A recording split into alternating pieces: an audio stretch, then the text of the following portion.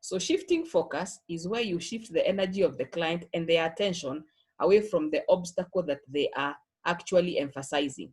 So it gets around a point where the client is stuck by simply sidestepping. So there's a barrier, there's an obstacle, don't keep on pushing it, just go to the side and avoid it. A good example, the client says to you, I can't stop smoking dope when all my friends are doing it.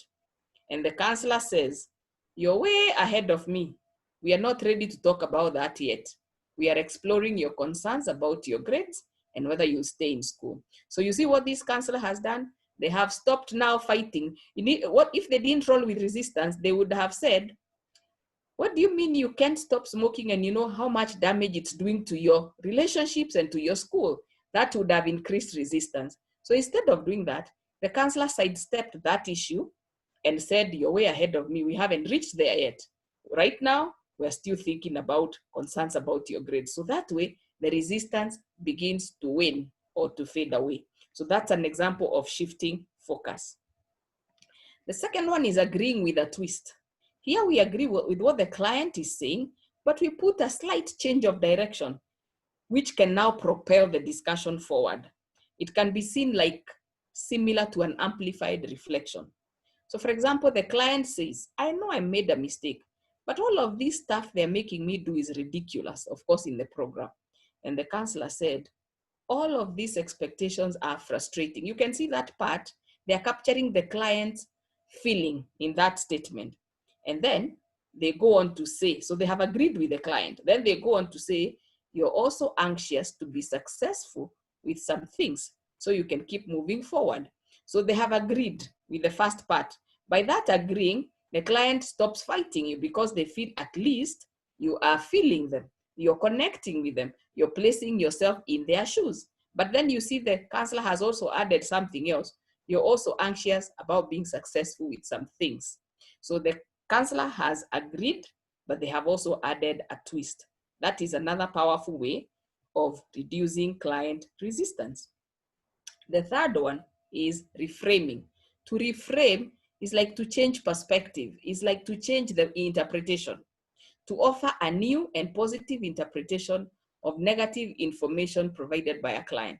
By the way, I want to go back to the example that the participant was talking about, how sometimes you want to correct clients' negative behavior.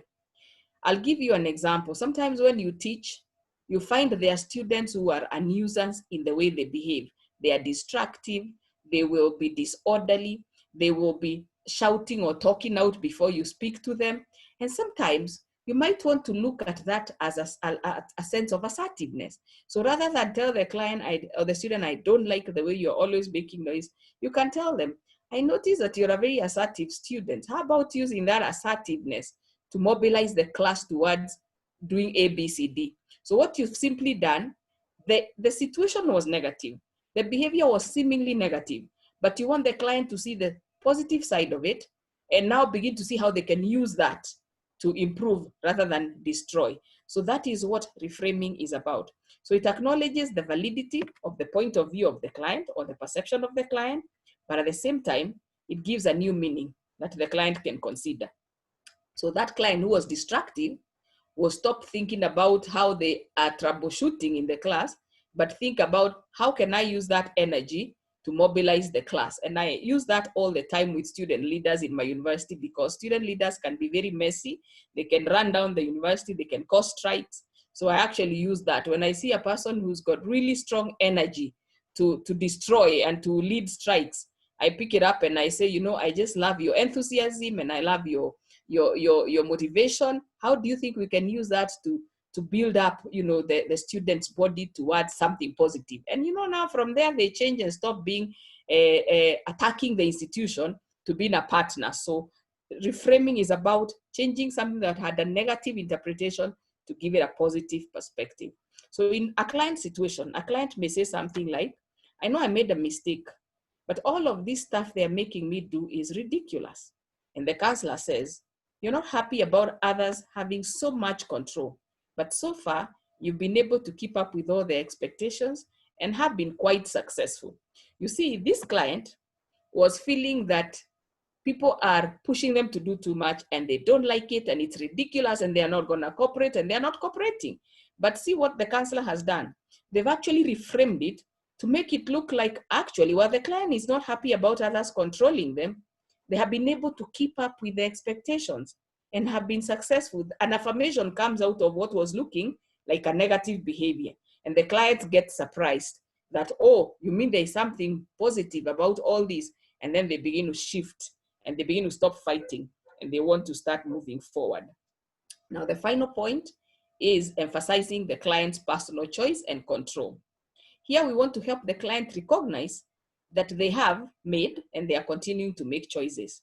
You know, many times clients will look like they are at the mercy of these people are making me or do all these things, but we want to make them realize that they are actually making choices. You know that we have some theories in counseling, like one that is called a choice theory, and it's about reality therapy. Sometimes we want to help clients realize that they are actually, even when you don't make choices, you are still making choices. You know, even some of the humanistic theories, existential theories argue that even when we are not making choices, we are still choosing not to choose. So we can't escape our ability to choose.